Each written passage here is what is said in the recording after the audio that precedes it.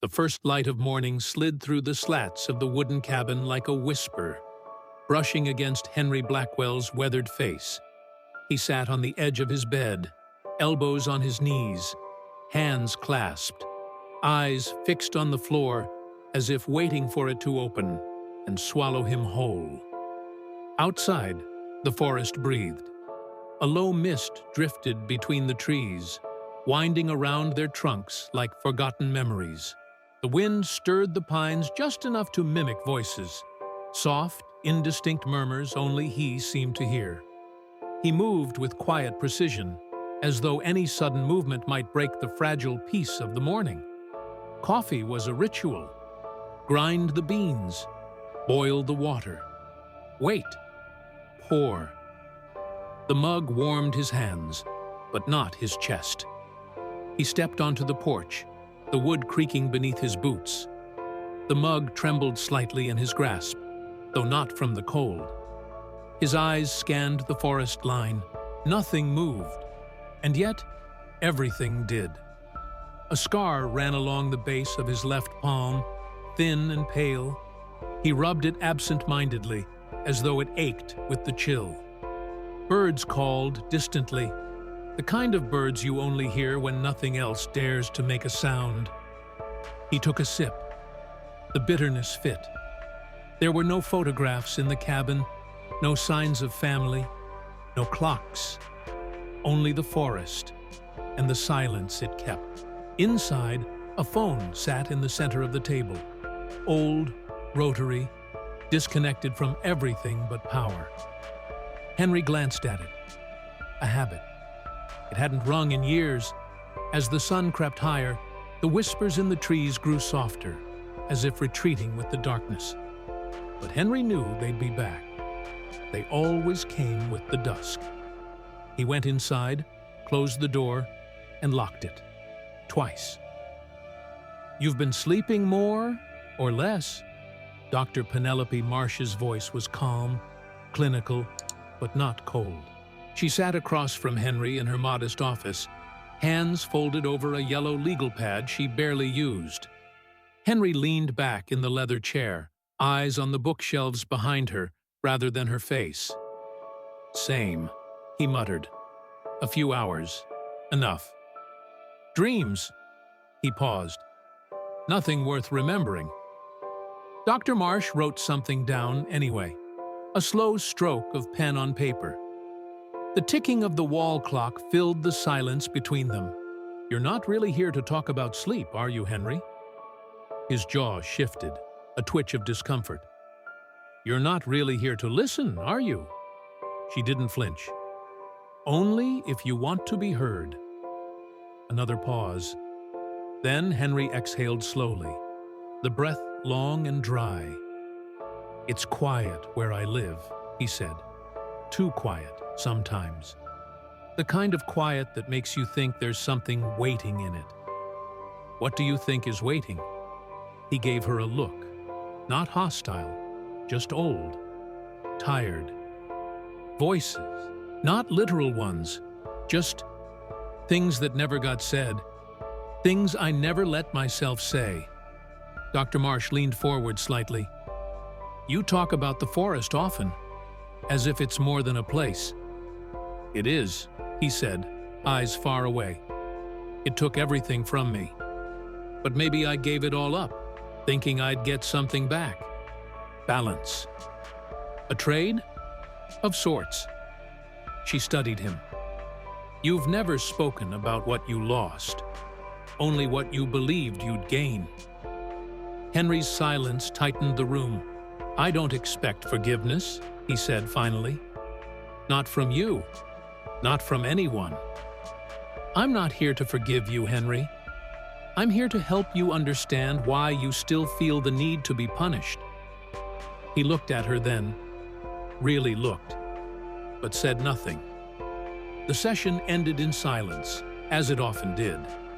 Henry stood, put on his coat, and nodded without meeting her eyes. He paused at the door. "You ever feel like the past is watching you?" Dr. Marsh tilted her head. "I think sometimes, We're just afraid we might still be watching it." He left without replying, the door clicking softly behind him. The sky had already faded into deep gray by the time Henry returned home. The porch light flickered weakly above the door, casting long shadows across the uneven planks. He moved inside with slow intention, habit ruling every step. Coat on the hook, boots by the mat. Silence embraced the space like an old friend. He lit the fire, sat, opened a book but didn't read. Instead, he listened to the creak of the wood, to the hum of the fridge, to the wind nudging the trees outside. And then, the phone rang, a sharp, shrill sound. Once, twice, 3 times. He stared at it like it had grown teeth. The phone hadn't rung in over a decade. On the 4th ring, he picked up, slowly. The cord stretched like it resisted the moment. "Hello?" A pause, breathing, then a voice, soft and young, tinged with quiet accusation. "You still believe it was the right thing to do?" Henry's spine stiffened. The room seemed to hold its breath. "Who is this?" "You said we were meant for more, that the forest would decide. Did it?" The voice shook slightly. Part anger, part pain, part something else. Recognition.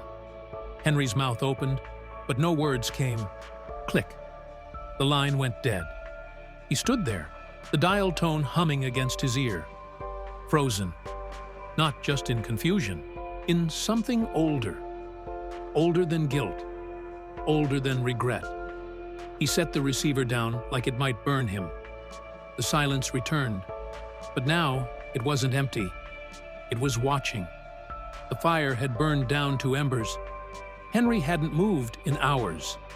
Outside, the wind pressed against the cabin walls like breath through clenched teeth. Inside, everything was still, until he rose and crossed to a drawer in the corner desk. The old brass handle groaned as he pulled it open. Dust stirred. Inside, a stack of yellowing envelopes tied with twine. He hadn't touched them in years. He sat down, untied the knot with deliberate care, and selected one at random. The paper crackled as he unfolded it, his own handwriting rigid and slanted. "The signs are there. The world is changing, unraveling. They were chosen. I'm sure of it now." The storm on the 3rd night confirmed it. The scripture aligned. The twins are part of something larger. Henry's lips tightened. He skipped lines, scanning with growing unease. Sacrifice is not loss. It is realignment. What father wouldn't give up his children to save their souls? He exhaled through his nose. It sounded like a prayer, or a curse. Another envelope. This one thinner. A different tone. It's getting harder to tell whether I'm hearing prophecy or just loneliness. I miss her voice. I miss the way she steadied me. His hands trembled. He folded that letter slowly, reverently, slid it back into its envelope and tucked it into his coat pocket. Then, without hesitation, he fed the rest of the letters into the fire. The pages curled, blackened, whispered as they vanished, one by one. When it was done, he sat in silence. But the whispering didn't stop. It never had. The knock came just before noon. Quiet, but insistent, like it knew the door wouldn't open unless it tried hard enough. Henry hesitated before answering, his gaze falling once more on the fire that was still faintly smoldering in the hearth. The room had a stale, abandoned feel, the way it always did when there was no movement, no life. Yet, something stirred. Something, someone, was breaking into his solitude. He opened the door to find a man in his late 20s, dressed in a nondescript brown jacket and jeans. The man's sharp eyes flickered over Henry's face, appraising, calculating. "Henry Blackwell?" the stranger asked, his voice warm but firm. Depends on who's asking. The man smiled, though it didn't quite reach his eyes. Will Granger. I'm a journalist. I'm working on a story about you. Henry narrowed his eyes. I don't give interviews. I didn't think you would, Will replied, glancing at the sparse interior of the cabin. But I'd like to talk about your children, Ethan and Eliza. A pause, long enough for Henry's heart to skip. He didn't respond, didn't move. The air between them thickened with the weight of the years. Will took a step forward, uninvited, but Henry didn't stop him. Instead, the silence drew out. Henry could feel the old wounds stirring beneath the surface. I know they're out there, Henry, Will continued. I know what happened, and I know they're still alive. I want to hear your side of the story. Henry stared at him, the old defenses rising within him like smoke. But he didn't speak. He couldn't. Will took a deep breath, then reached into his coat pocket and pulled out a small, faded photograph. He held it out, showing it to Henry without a word. The image was a relic. 2 children, barely 7 years old, sitting on the steps of an old porch. Ethan's face was serious, his eyes locked on the camera. Eliza, her gaze somewhere off to the side, looked lost. Their smiles, thin, strained, were a shadow of the joy children should have had. Where are they now, Henry? Will asked, his voice softer now, but no less persistent. The photograph burned into Henry's eyes, and for a long moment, he said nothing. Then, finally, his voice was a rasp, barely audible. I don't know. Will didn't look surprised, but he didn't leave.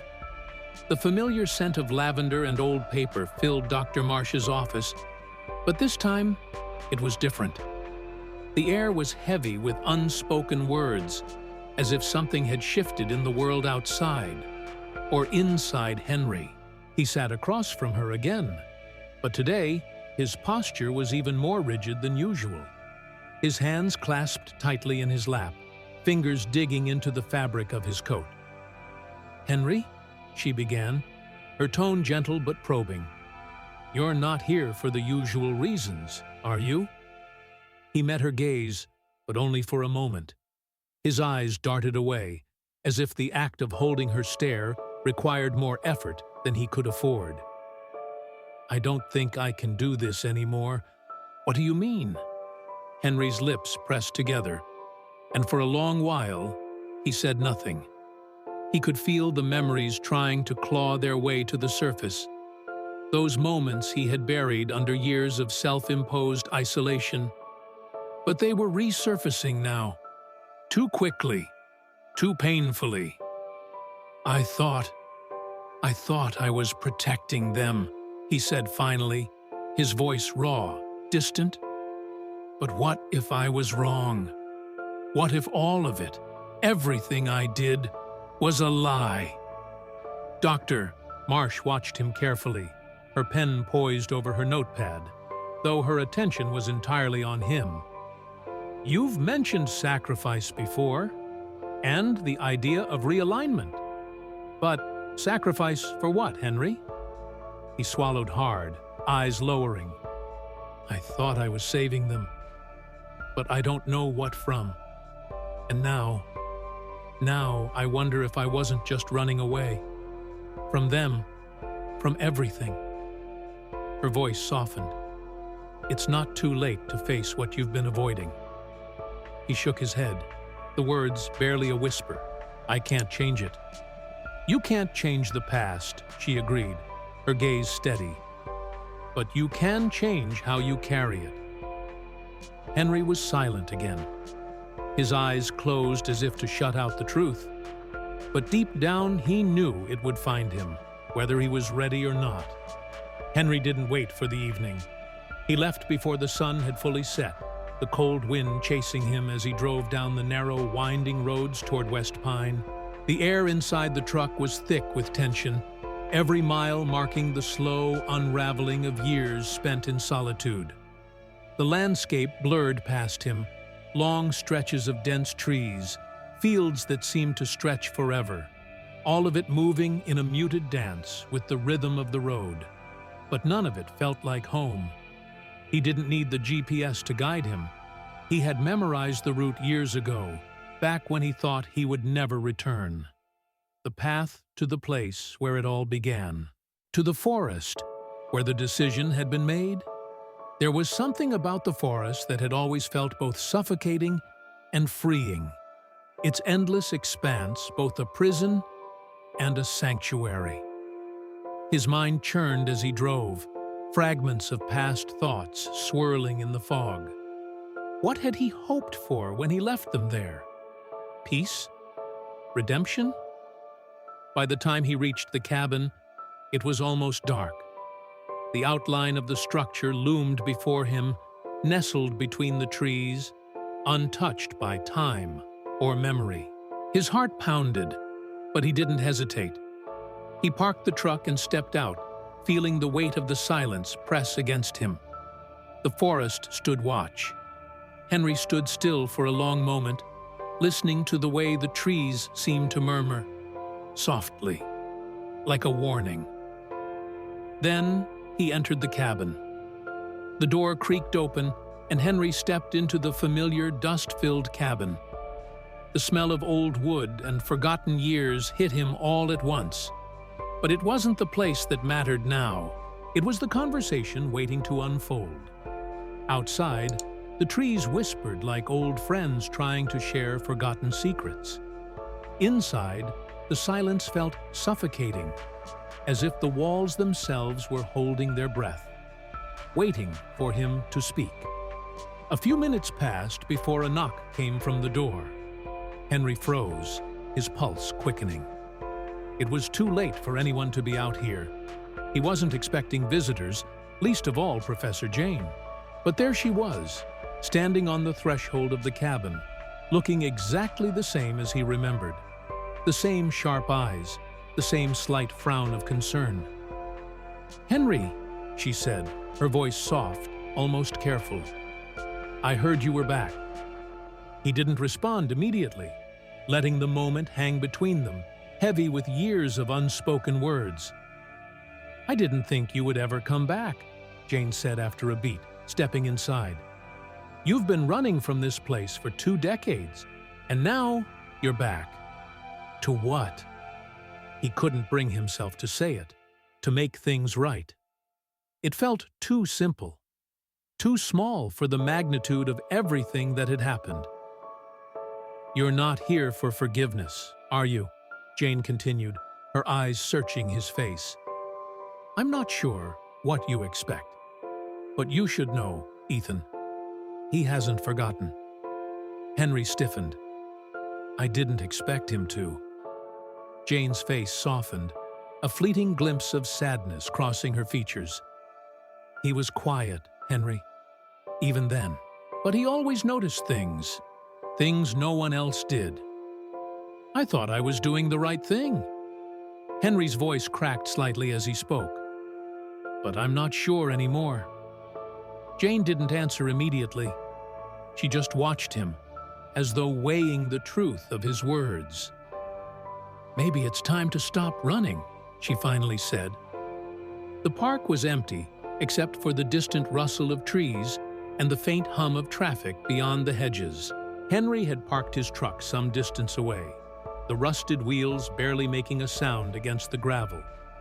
The air was sharp, but the sun, low in the sky, cast a soft, golden light on everything. And there he was. Ethan sat on one of the benches, his posture straight but relaxed, as though he had been waiting for this moment for far longer than Henry had anticipated. The years had softened his features, but the intensity in his eyes remained the same. They met Henry's gaze without a flicker of hesitation, as though seeing the man who had abandoned him all those years ago wasn't the least bit surprising. Henry hesitated, his breath catching in his chest. He had rehearsed 100 times what he would say when this moment came. but none of the words felt right. Ethan spoke first. "You came." Henry nodded, his voice tight. "I thought you'd never want to see me again." Ethan's lips barely twitched into something resembling a smile. "I didn't think I would either. But here we are." There was a long silence before Ethan added, "I never understood. I don't think I ever will. What was so important out there that you couldn't just be a father?" Henry shifted his weight, struggling to find the words. "I thought I was doing the right thing. I thought there was a bigger purpose, something we were part of. I believed that what I did would save you both." Ethan's eyes hardened, the calmness in his voice at odds with the pain behind it. "You chose your belief in something larger than us. You chose that over your own children." Henry's stomach churned, as if he had been punched in the gut. The accusation wasn't new, but hearing it from Ethan, hearing the quiet, painful truth in those words, struck deeper than he had anticipated. "You don't understand," Henry said, his voice cracking. "It wasn't about abandoning you. It was about something greater. The forest, the way things are meant to be. It's all connected. The sacrifice, the alignment. I thought it was the only way." Ethan's face remained impassive. "You never gave us a choice," he said softly. "You never gave us the chance to choose our own path." Henry took a step closer, his hands trembling. "I wanted to give you everything. I thought I was saving you from something worse." "You never asked what we wanted," Ethan responded, standing up slowly. "And now, I'm not sure you're even capable of understanding." Ethan turned away, his voice lingering in the cool air. "I just wanted a father." The words hung between them, heavy with all that had been left unsaid for years. Henry stood still, the weight of the moment almost unbearable. He wanted to speak, to explain further, but the words were lost somewhere in the hollow space between them. Ethan walked away, each step cutting deeper into the silence that had settled in the place of their broken past. The rain had started softly, as it often did in the evening, but soon the steady patter on the roof grew into a downpour. Henry sat alone on the porch, the glow of the cabin's light spilling into the darkened yard. He hadn't expected anyone to come, not after the encounter with Ethan. Yet, as the night deepened, he saw a figure standing in the doorway. Eliza. She stood on the porch, her posture rigid and her face unreadable. The rain drenched her, but she didn't seem to care. Her eyes met his, steady, almost cold, and the world seemed to shrink around them. Henry stood up slowly, his heart racing. He had no words ready, just an overwhelming sense of inadequacy. "Come inside," he said, his voice strained, but she didn't move. "I'm fine," Eliza replied, her tone flat. "I don't need your shelter." Henry's hand hovered near the doorframe, desperate. "I could make some tea. You've been walking for hours in this weather." She shook her head. "No, I don't need anything from you." He swallowed hard. "You hate me, don't you?"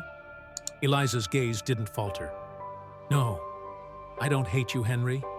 I survived, and I did that without you." The words cut deeper than anything Ethan had said. Eliza turned then, her footsteps heavy against the porch. "Wait!" Henry called out, but she didn't stop. She stepped into the rain, her figure swallowed by the night as she disappeared into the storm. The house was quiet, too quiet. It had been days since Eliza left, since Ethan's words echoed in his mind like a constant hum.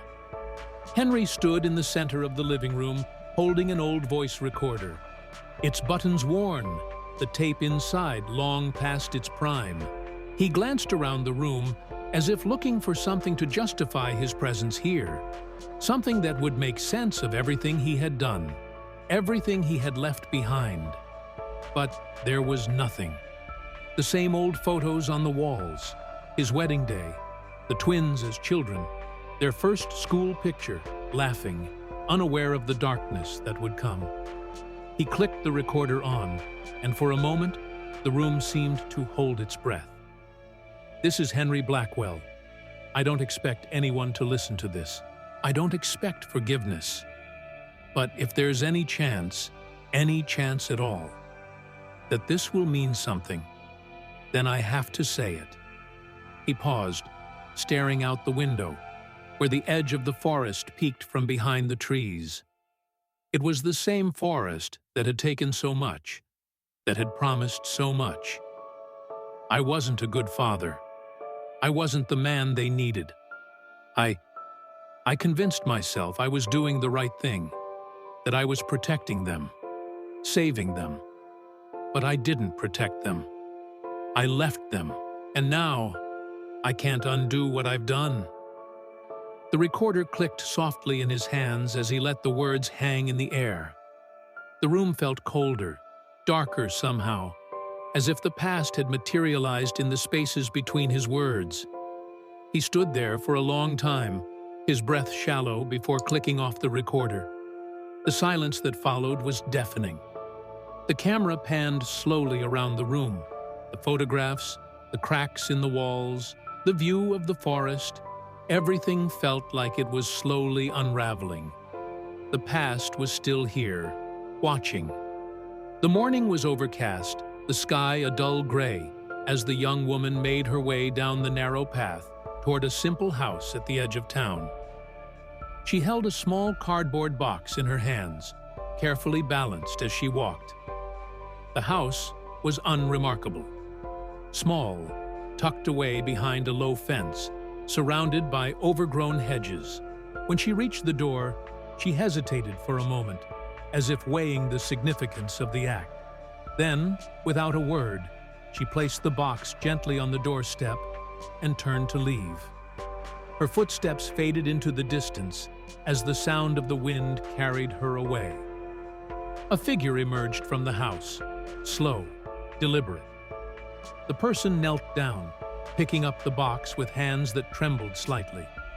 The door creaked as it was opened, and the figure stepped inside. The camera lingered on the silhouette as it moved through the dimly lit hallway, but it never fully revealed the identity of the recipient. There was no need to. Inside, the box was set on a table. The lid was removed carefully, revealing the old, battered voice recorder. The sound of a button being pressed, soft but clear, filled the room. Click. Then Henry's voice. This is Henry Blackwell. I don't expect anyone to listen to this. I don't expect forgiveness. The voice continued, each word a final echo of the past. As the voice played on, the screen slowly faded to black, the sound of the recording growing distant, until nothing remained but the quiet hum of time passing. If you enjoyed this story, please make sure to give it a like and subscribe to the channel for more content like this. We'd love to hear your thoughts, so leave a comment down below and let us know what you thought of the story. Your feedback means a lot to us.